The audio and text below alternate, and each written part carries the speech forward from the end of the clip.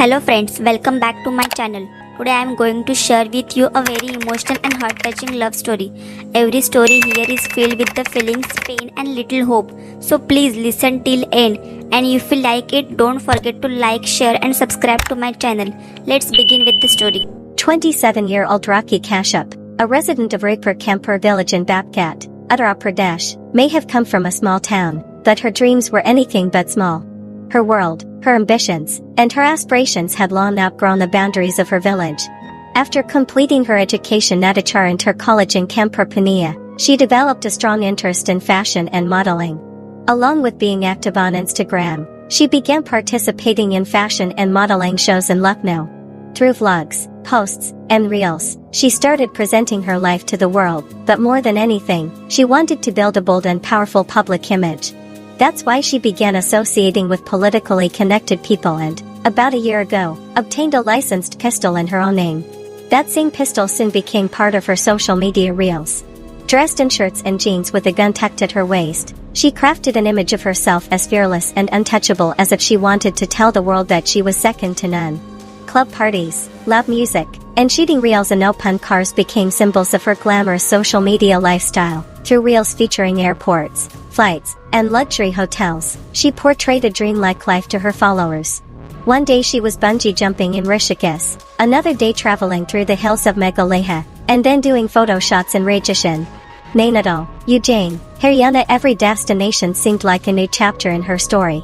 Recently, she had even posted that she would soon leave India and settle in Thailand, calling this life-changing move a slap in the face to her haters.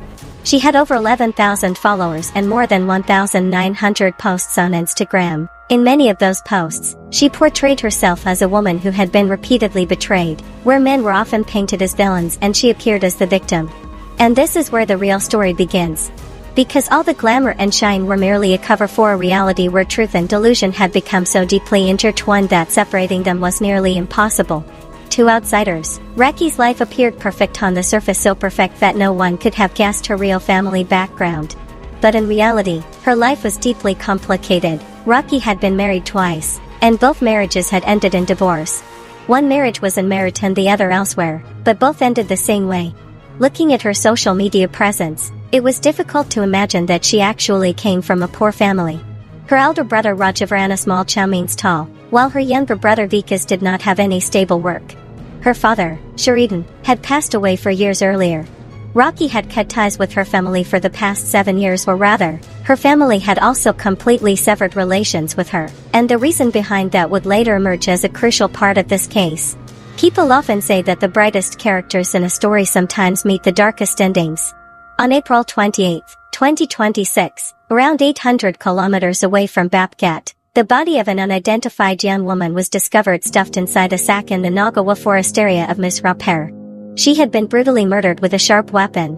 Once identified, it was revealed that the body belonged to Rocky Kashyap from Babgat. The post-mortem report showed that her throat had first been slit, after which she was stabbed multiple times in the chest and back. Who gave Rocky such a horrifying death, and why especially so far away from her hometown? When her family learned about her death, their reaction was unusually cold. They showed neither visible grief nor sorrow. In fact, they even refused to claim her body or perform her last rites. That alone raised serious questions. The reason behind it was connected to a disturbing past that eventually appeared to be tied directly to her murder. Solving this case was far from easy. At that point, even the police had no idea that the clues to Rocky's murder were connected to another body discovered 10 days earlier, on April 18, 2026, in a canal in the Batgan area of Saharapur. That body belonged to a man. It had been wrapped in cloth, with the hands and feet tied, and the face badly disfigured with heavy blows to prevent identification. Forensic examination later revealed that he had been shot 3 times. The police attempted to identify him, but no one came forward to claim the body, and his identity remained unknown. Eventually, the police themselves performed the last rites while sending the clothes and other evidence for forensic analysis. At the time, the police had no idea that this would turn into a bizarre case where multiple characters and incidents would slowly connect with one another. For many people, this did not seem like just another murder case. It started to look like karma unfolding. Were these two separate murders, or merely two pieces of the same hidden truth? Initially, Rocky Kashyap's case appeared to be a blind murder investigation. There was no clear suspect and no direct evidence. The biggest question remained who killed Rocky. As the investigation began, the police focused heavily on technical evidence. Mobile location data from nearby areas was analyzed, call records were examined, and CCTV footage was scanned. Through surveillance and digital tracking, investigators gradually started building a list of suspects. Due to the seriousness of the case, multiple police teams worked simultaneously in different directions. Every small detail was being connected: who was where, who spoke to whom, and what happened at what time. At the same time, investigators were also trying to determine how Rocky had reached Ms. Repere, who had taken her there, and who the mastermind behind the murder was. Her permanent address, contacts, and recent movements were all thoroughly investigated. Slowly, the investigation began moving in a clear direction, and one name surfaced: Kapil Shawan. He was eventually arrested by police in Saharapur. After Kapil Shawan's arrest, intense interrogation began, and layers of the case started unfolding that were completely different from the truth people had believed until then. Rocky worked as a contract employee at Dutta District Urban Development Agency, a government organization. But surprisingly, the luxurious lifestyle she displayed on social media seemed impossible to maintain on the modest salary of a contractual government employee. In reality, according to the investigation, Rocky was extremely manipulative and greedy. She allegedly targeted wealthy men, first trapping them emotionally through romantic relationships and then using those relationships for blackmail. Through these tactics, she reportedly extorted large sums of money from several people. She also had ongoing personal and financial disputes with multiple individuals and often used her local political connections to intimidate and silence them. Because of this behavior, her family had distanced themselves from her. Though poor, they were considered honest and principled people. But Rocky's greed seemed to drag her deeper into a dangerous world. Perhaps that was also why her married life never remained stable. After her second marriage ended, Rocky moved from Kekra in Bapkat to Arjupnirma colony. That even that move had a reason behind it: she was involved in an affair with a married man. In reality, Rocky had been in a relationship for the past 3 years with 37-year-old Vikrant Kumar, a city mission manager who had worked in another department of the same office since 2018. Vikrant was originally from Prayagraj and was also living in Arjupnirma colony in Bapkat. His wife, Praki, worked in the irrigation department in Noida and lived there with their daughter. Vikrant's wife Praki was completely unaware of his relationship with Rocky. On the other hand, Rocky and Vikrant were allegedly planning to marry each other. But Vikrant had no idea about Rocky's true intentions. He had purchased a plot of land in Mathura, and Rocky wanted him to transfer that property into her name. This issue eventually became the cause of frequent arguments between them. Vikrant never realized that Rocky's real interest was in his money and property investments. According to the investigation, she had been maintaining the affair as part of a long-term scheme to take control of his assets. And to carry that plan to its conclusion, a new character entered the story: Sudhar Shawan. Sudhar, a resident of Bapkat, was a leader in the GPH youth wing and was involved in a relationship with Rocky. Rocky told Sudhar that if the two of them got Vikrant out of the way, they could live together afterward and enjoy the plot of land and Vikrant's money. By then, the relationship between Rocky and Vikrant had become extremely toxic. She constantly threatened him and warned that she would destroy his life. In fact, in December 2025, Rocky, in a fit of rage, even set Vikrant's car on fire. Vikrant had become completely trapped in the situation, and eventually he was forced to tell his wife the entire truth, even though she had been completely unaware of the affair until then. Meanwhile, the greed growing inside Rocky's mind continued to consume her, and she finally decided on the day she would kill Vikrant in order to take everything for herself. At this point, another person entered the story: Kapil Shawan, who was Sudhar Shawan's friend. Sudhar lured Kapil into the murder plot by offering him money. On the evening of April 15th, Rocky called Vikrant to an apartment under the false promise that she wanted to resolve everything and fix their relationship. When Vikrant arrived at the apartment that evening, Sudhar and Kapil were already there waiting. Rocky once again repeated her demands, but Vikrant refused to transfer the property into her name. Rocky realized that after this final warning, there was only one option left. Following the plan, she used her licensed handgun and fired 3 shots into Vikrant's chest, killing him on the spot. After the shooting, the 3 of them brutally smashed his head with a heavy object until his face became unrecognizable. They then took his wallet, Idaho cards, phone, and everything else he had with him. Later that night, The three transported Vikrant's body nearly 130 kilometers away to Saharapnur, tied his hands and feet, and dumped the body into a canal. In fact, the unidentified body found on April 18 at the beginning of the case was Vikrant's body, discovered by police in a canal in Saharapnur. The question now was, if Rocky had successfully carried out her plan, then who killed her, and why? When Vikrant failed to show up at work on April 16, 2026, his co-workers tried contacting him, but his phone was switched off. One of his colleagues then informed his wife, Preki. Vikrant's sudden disappearance deeply worried her. She searched for him among relatives, friends, and acquaintances, but nobody knew anything about his whereabouts. Finally, after exhausting every possible option, Preki filed a missing person complaint on April 22. In her complaint, she also revealed that Vikrant had been in contact with a woman named Rocky Kashyap, who had been pressuring and threatening him in order to get her demands fulfilled. Based on this information, the police investigation immediately shifted its focus toward Rocky. Using the details provided by Preki, police obtained Vikrant's phone call records.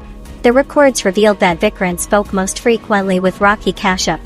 Police in Babka then brought Rocky in for questioning. She was repeatedly interrogated, but instead of giving direct answers, she kept dodging questions and changing the subject.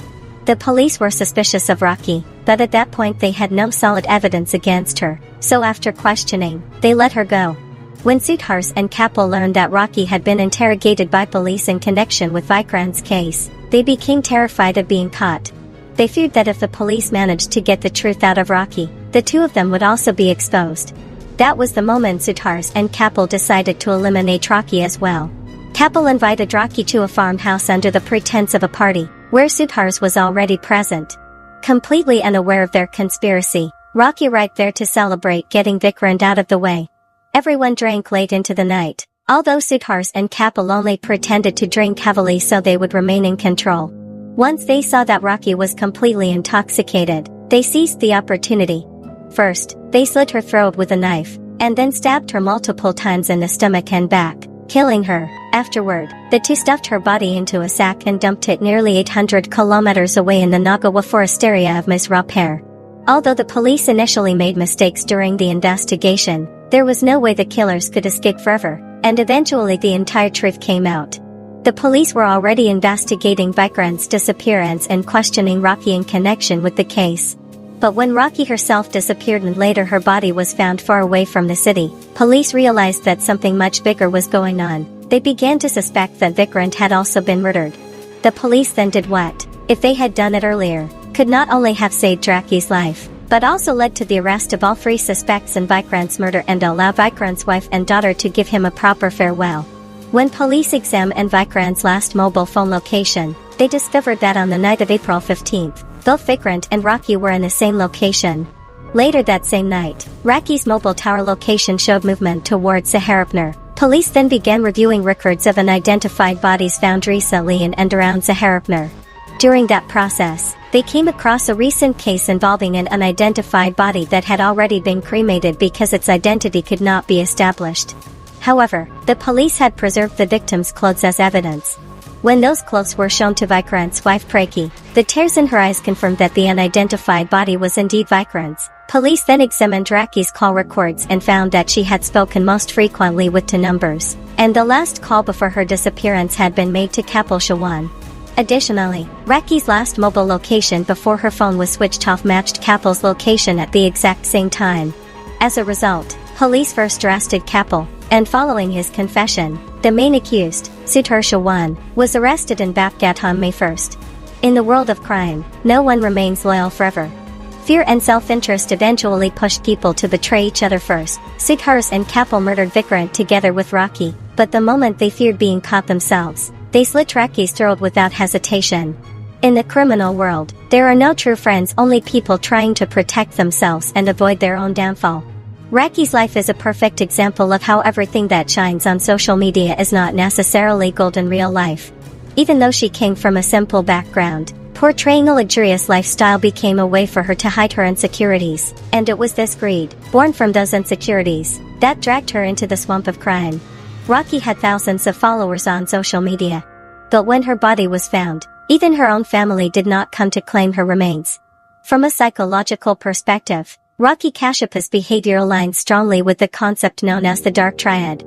The dark triad refers to a combination of three negative personality traits: narcissism, Machiavelliances, and psychopathy. Narcissism refers to excessive self-love, something clearly visible through Rocky's social media presence, where she projected a glamorous lifestyle to attract attention while simultaneously portraying herself as a victim. Machiavelliances refers to manipulating and using others for personal gain. And the third trait is psychopathy. Despite being in a relationship with Vikrant for 3 years, the way his murder was carried out and the brutal mutilation of his body strongly suggests that she had almost completely lost any sense of empathy or guilt. On the other hand, Vikrant was an educated, financially stable, married man who slowly became trapped in a relationship he found increasingly difficult to leave. In psychology, this is known as the sunk cost fallacy, when a person invests so much time, emotion, and money into a relationship or situation that walking away becomes extremely difficult, even when the situation itself becomes life-threatening. This case teaches us that no matter how long a criminal life may seem to last, eventually every action must be accounted for.